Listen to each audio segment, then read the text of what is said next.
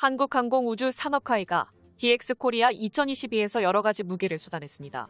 그런데 공개된 무기 하나하나가 아주 심상치 않은 모습을 하고 있었다는 게 밝혀져 큰 충격을 주고 있는데요. 강대국 대한민국이 직접 개발하는 초소형 드론 무인기부터 우주에 설치하는 인공위성까지 정말로 이게 우리 대한민국의 기업에서 공개한 게 맞나 싶을 정도로 최신형 무기들이 대거 공개됐습니다. 이번 발표에 따르면 2028년부터 한국 공군은 대형급 공격형 무인 드론을 운영하게 됩니다. 현재 한국군은 RQ-101 송골매 드론에 이어서 한국군의 차세대 무인기 KUS-VH의 초도 비행 성공 후 2022년 국방과학연구소가 개발 중인 최첨단 무인 드론인 KUS도 시험 비행을 완벽하게 성공시켰습니다. 100km 떨어진 위치까지 각종 정찰 장비로 실시간 감시하거나 대전차 미사일을 발사할 수도 있는 한국 공군 최초의 국산 공격형 드론입니다. 강대국 한국이 일본과 중국의 드론 기술을 밟아서고 미사일 탑재형 드론 무기 보유를 전 세계에 선포한 것이나 다름없죠. 강력한 무창 체계로는 1000건 미사일을 발사하는 게 가능한 발사관 4발을 탑재하며 KGGB 폭탄도 탑재해 두었다가 지상 폭격을 마음껏 수행할 수 있는데요. KUSX는 공대지 대전차 미사일을 적재해 전차 등을 공격할 수 있는 정찰 및 공격용 무인기로 미국의 전술 무인기 프레데터와 동등한하거나 더욱 뛰어난 규모로 400kg의 무기를 적재할 수 있습니다.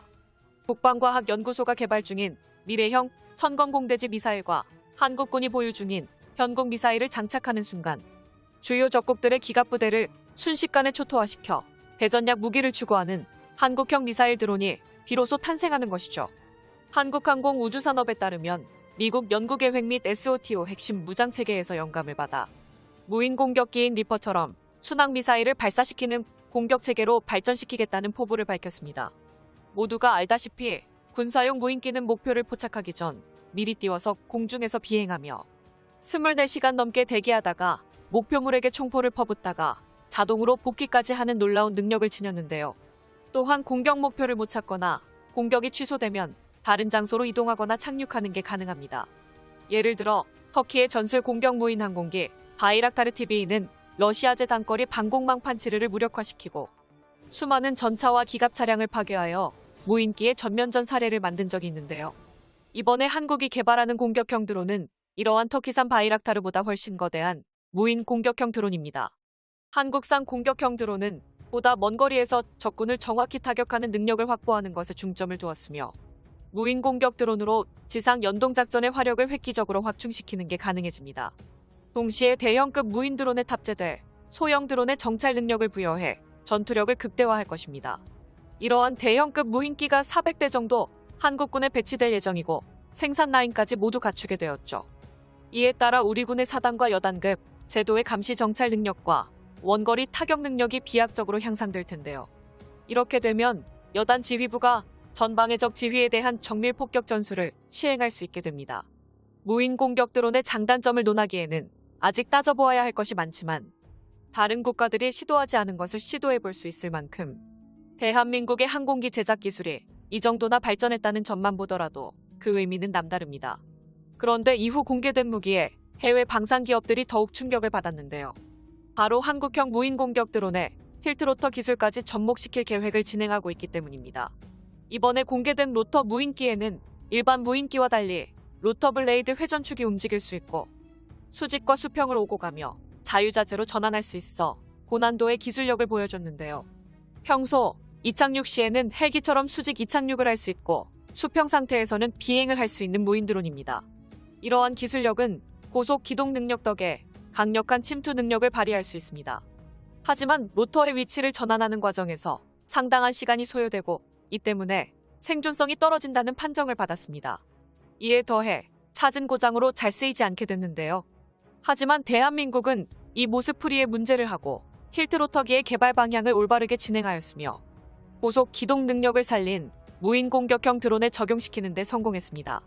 한국형 틸트로터 실증기인 NI500는 트러스터 기술과 하이브리드 추진을 복합적으로 적용했으며 고해상도 영상감지기 등 우수한 장비를 탑재해 신용성과 정찰 능력이 뛰어납니다. 이를 통해 후방 지휘부에서 전장의 상황을 정확히 파악할 수 있으며 또 다른 탑재 장비인 지상이동 표적, 자동 추적 능력을 통해 작은 화력 통제기로도 쓸 수 있습니다. 이는 정말 대단한 기술이라 할 수 있습니다. 그 이유는 세계 최강인 미국도 시도하지 못한 기술이기 때문입니다. 그런데 이게 다가 아닙니다. 소위 22와 같은 틸트로터기의 문제점을 개선한 도심 항공교통수단 UAM 기반에 개발된 차세대 틸트로터기의 개발을 발표했습니다. 국내에서는 현대, 하나카이 등이 개발 및 진행을 추진하고 있는데, 그런데 여기서 놀라운 점은 세계 최강을 자랑하는 미군보다 한국산 UAM의 성능 재원이 더 뛰어나다는 것입니다. 군용으로 전환한다면 미12 같은 기존 틸트로터기의 단점을 거의 보완한 차세대 군용기나 마찬가지인데요. 이뿐만 아니라 한국은 4종류의 약도를 선보며 화제가 되고 있습니다. 각기 지휘형, 공중강습병, 무형 화물형이 파생형들이 전부군에 배치될 경우 우리 육군의 기동 능력이 현재 미군을 뛰어넘을 수 있을 정도로 강화될 것입니다. 이어서 최근 대한민국이 또 다른 전쟁의 틀을 깨버린 신무기들을 연속적으로 공개해 세계를 깜짝 놀라게 했습니다. 첫 공개된 서울 ADX에서 지금까지 감춰왔던 여러 가지 괴물무기들을 공개한 것인데요. 때문에 내심 한국을 한 수 아래로 보던 군사 강대국들까지 한국의 국방 기술력에 당황하고 있습니다. 그렇다면 도대체 어떤 무기들이 공개됐기에 이렇게 난리가 난 것일까요? 오늘은 혼란한 국제 정세를 단번에 정리할 한국의 신무기들에 대해 알아보겠습니다. FA50 무인화 역시 전 세계 군사무기 언론들 사이에서 상당히 핫한 이슈입니다. 많은 분들이 가오리 X가 거의 완성된 마당에 비싼 유인 전투기를 무인기로 개조할 이유가 없다는 의견을 제시하셨는데요. 이러한 의견은 지금 상황에서만 보면 그리 틀린 이야기가 아닙니다.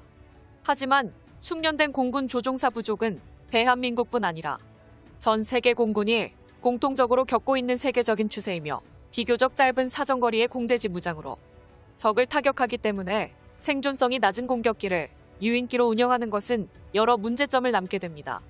뿐만 아니라 가오리 X와 같은 스텔스 무인기는 스텔스 능력을 유지하기 위해 외부 무장창을 사용할 수 없어 작전 지속 능력이 조금 떨어지고 공대지 작전 역량이 부족합니다. 이는 F-35 같은 유인 스텔스기도 공통적으로 갖고 있는 문제점인데요. 반면 한국은 국군의 날에 공개된 바 있는 아나시스의 군사정찰 위성이 한국군의 전력에 추가되고 있으며 발사된 누리호 발사로 알 수 있듯이 자체적인 우주 발사체 확보에 총력을 기울이고 있습니다. 유키에세의 아리성뿐 아니라 군용 통신위성, 운영을 위한 GPS 위성 등을 한국군이 독자적으로 위성을 보유하고 운영하게 될 것입니다. 이 모든 사업이 성공적으로 완료되면 한국의 군사력은 지금보다 더 높은 위치에 오르게 될 것입니다. 감사합니다. 대한민국의 영원한 자주국방을 위하여 군사력 강대국 한국의 자부심을 가져야만 하는군요. 영상의 정보가 도움이 되셨다면 구독과 알림 설정 진심으로 감사드립니다. 시청해주셔서 감사합니다.